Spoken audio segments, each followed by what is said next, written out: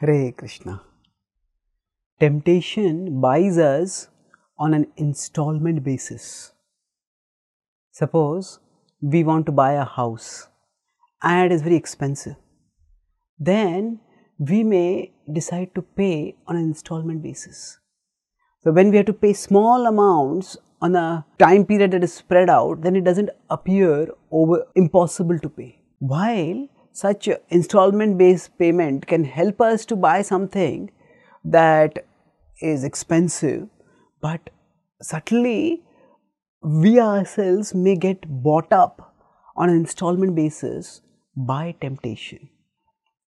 That means if the forces of illusion tempted us with something grossly sinful, we would firmly say no to it. But usually they tempt us by asking us to indulge a little bit. So nobody begins drinking thinking that I will become alcoholic. But they drink once, even if they have read or heard or seen also people who started drinking and became alcoholics, still they think one drink, what is the problem? And they drink once. So this one drink may well be a form in which temptation has bought them on an installment basis. The first installment that temptation paid is, oh, a little pleasure. But that little pleasure, it leads to a stronger craving. And that craving makes them drink again, pushes them, goads them to drink again. And as they keep drinking again and again, each indulgence makes the craving stronger and stronger. Till eventually they drink not because the drink is so irresistible, but because not drinking is so unbearable. And thus they become what they had never intended of becoming.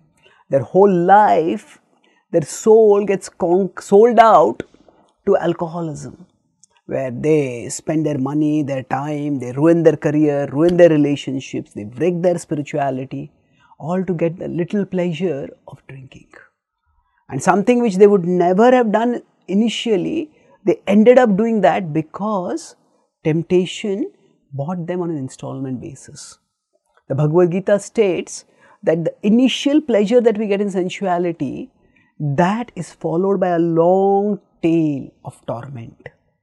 Vishayendriya sanyogad yattadagre amritopamam pariname vishamiva tatsukham raja samsmritam.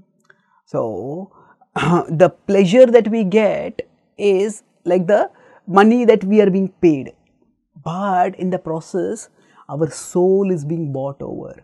And eventually when we become enslaved, addicted, that is the poison that we may have to live with and suffer from lifelong.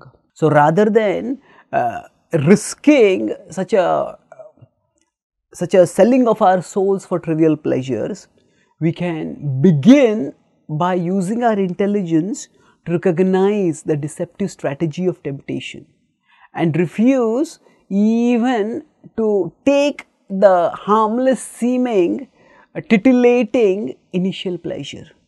If we are not attracted by the initial nectar, then the eventual poison won't come to us. And the best way to resist the initial nectar is by persisting in our devotional practices, which give us higher intelligence and higher taste, and thereby they protect us with a sense of satisfaction from temptation. Thank you. Hare Krishna.